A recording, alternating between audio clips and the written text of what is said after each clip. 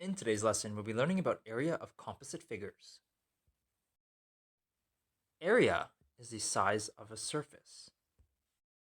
These surfaces can be any shape, but generally speaking, we'll mainly focus on squares, rectangles, triangles, circles, and sometimes trapezoids and parallelograms. If I were to ask you for the area of this rectangle, many of you would instinctively say it's 6 meters squared. But what exactly does 6 meters squared mean?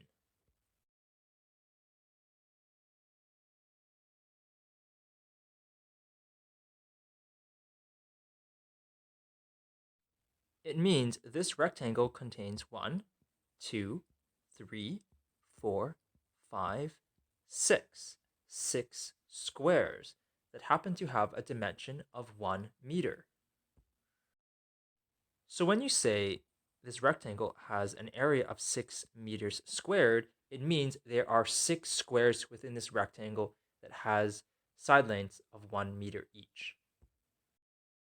The formula for area of a rectangle is the length times width, where L represents the length of the rectangle and W represents the width of the rectangle.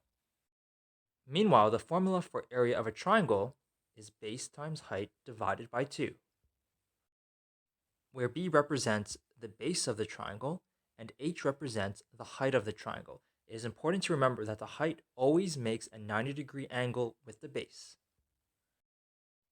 The formula for area of a circle is pi r squared, where r represents the radius of the circle. The radius is actually half of the diameter.